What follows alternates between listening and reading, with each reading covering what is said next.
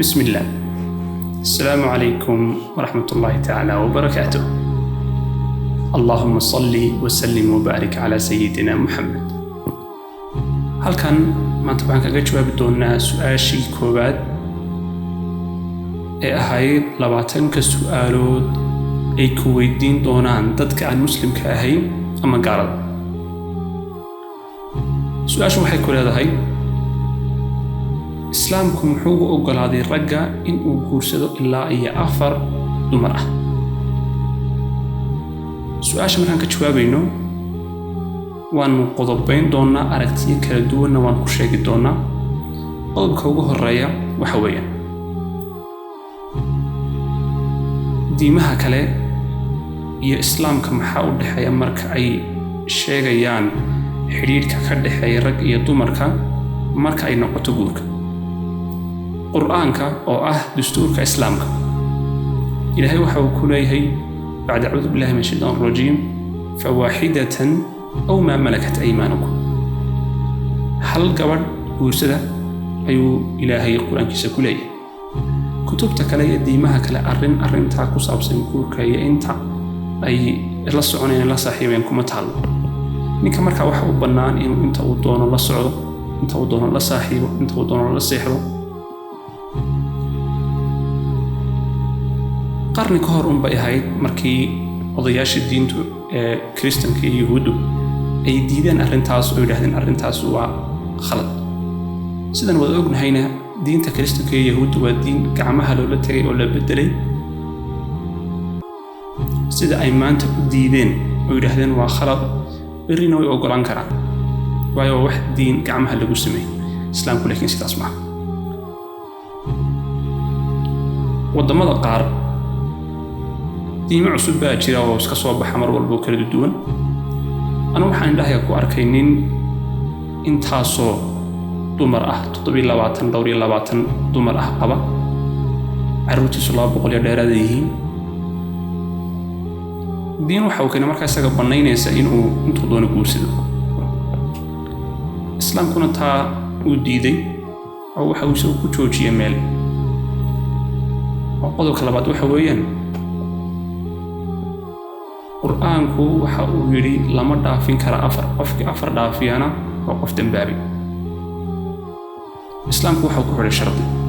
shardigaasna waxa weeyaan qofku ama ninka raggii inuu cadaalad falo dumarkiisa isagu ka mas'uulka yahay.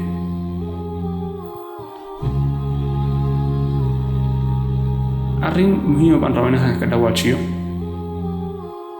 qofka 4 guursada ee raga ama ninka raga ee hal gabadh qaba ay kala ajir badan yihiin waa maya. ilaahay waxa uu leeyahay inna akramakum 'inda Allahi atqaakum. ka idinku fadli badan idinku wanaagsan waa ka idinku alla cabsi badan. qodobka saddexaad waan soo gali doonaa nolosha labkii dhidhiga ka dheer. marka la eego dhinaca cidda dhalanaysa ama labkii dhidhiga inta dhalanaysa inta badan tiro isku dhowdhoobay u dhashaan. 10 rag hadday meel ku dhashaan 10 gabdhood baa iyaguna isla meesha ku dhasha. marka iska difaacidda xanuunka la eego labku way ku liitaan, qaarna way ku dhintaan inta yaryar yihiin carruurnimada markay ku jiraan xanuunada awgeed, halka dumarku ama gabdhuhu ay iska difaacaan xanuunada. taana tirada labka hoos u dhigaysa. waxyaalaha tirada labka hoos u dhigaya waxaa ka mid ah dagaalada, warshadaha, muruqa ay gacanta wax laga qabtay aad u adag, shaqooyinka muruqa u baahan sida dhiska iyo xamaalka. kuwaasina hadday dumar qabeen oy biilinayeen carmal fara badan baa meeshii ka soo baxaysa. waddamada qaar waxaan rabaa halkan inuu ku baraarujiyo dadka xuquuqda dumarka u dooda ee muslimka ee u ololeeya inay u fiirsadaan arrinta. waddamada qaar welibana gaalada ee muslimka ahayn gabdhaha waa la necab yahay, iyaga oo yar oona dhalina waa la dilaa, iyagoo uurka hooyad ku jira baa la dilaa.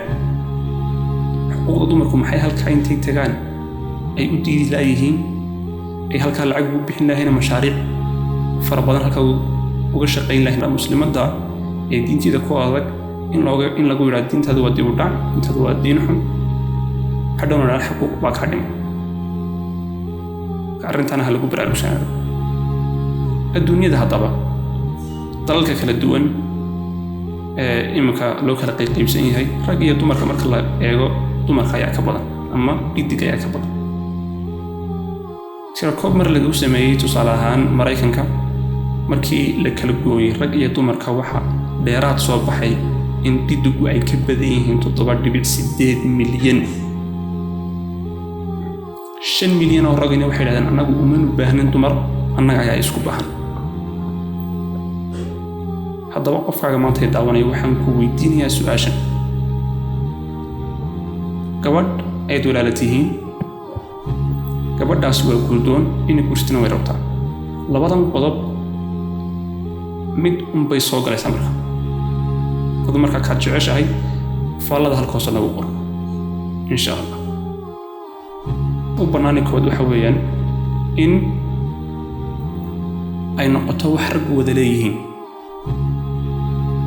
oo ninkii walba u yimaado iska tago isagoona waa sida kuwan jirka ka ganacsanaya laakiin aan lacag la weydiinin, wax bulshada wada leedahay, dad rag wada leeyihiin. iyo in ay la guursato gabadh walaasheeda oo meher laga bixiyo, biilna la siiyo, aqal sharaf iyo maamuus bulshada dhexdeeda kulana ay noqoto.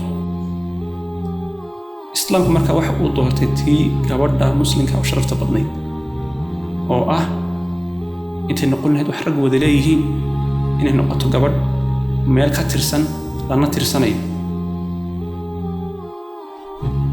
qofka haddaba su-aashaa ku weydiiya wax fara badan baad u celin kartaa.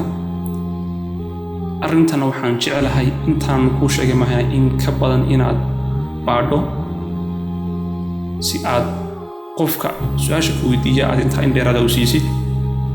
وصلي اللهم على سيدنا محمد وعلى آله وصحبه وسلم.